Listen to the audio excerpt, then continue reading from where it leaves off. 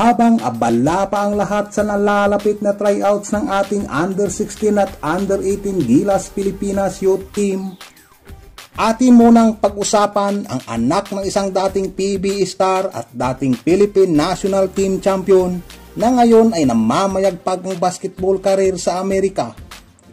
Anak ng PBA legend na eligible para maglaro sa Gilas Pilipinas Under 18 Youth Team. Iyan ang ating tatalakayin pagkatapos mong pindutin ang like at ang subscribe button. Pasok!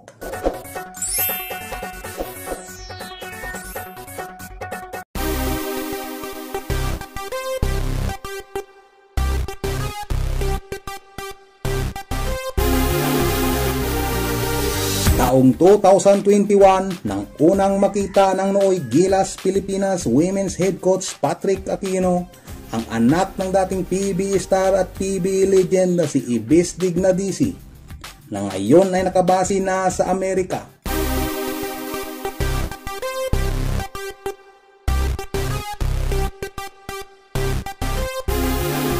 Si Sophia Dignadisi ay 12 years old lamang nang makilala ito ni head coach sa isang inorganisang Phil-Am Nation Select.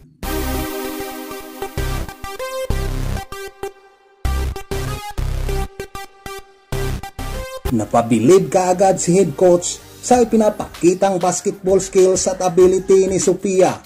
Nakasabayan pa niya noon sa isang private session ang magaling na point guard ngayon ng Gilas Women's Team na si Miyomi Panganiban.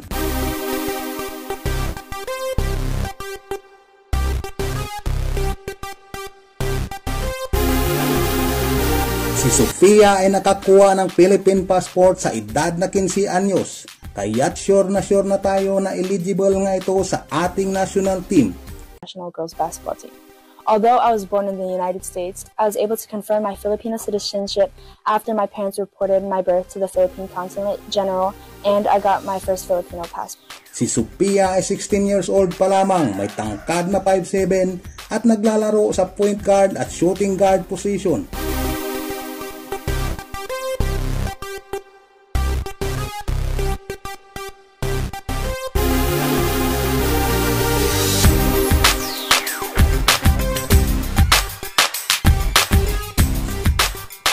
Grabe ang basketball IQ nito mga boss. Mapapabilib ka sa abilidad nito sa dribbling, sa kanyang mga passing ability, sa kanyang mga outside shooting. Kita mo yun, ang layo. Ayon sa isang interview kay program director at dating head coach Pat Aquino, isa nga daw si Sophia sa napupusuan niyang magrepresenta ng ating bansa para sa Gilas Women's Under 18 Youth Team ngayong taon na to. Si Sophia sa kasalukuyan ay nag-aaral at naglalaro sa Bishop Montgomery High School.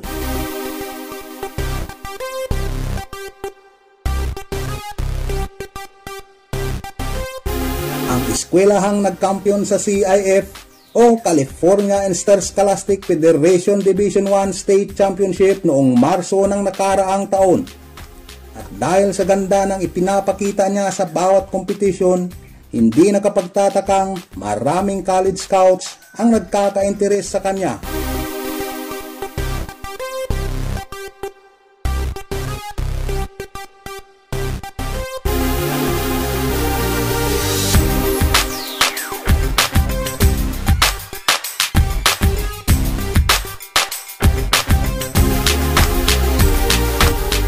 Kaya hindi na tayo magtataka mga boss kung palang araw napapanood na natin siya sa WNBA. Kaya't markahan na natin mga boss, Sophia Dignadisi, isa na naman sa mga future ng ating Gilas Pilipinas Women's Team.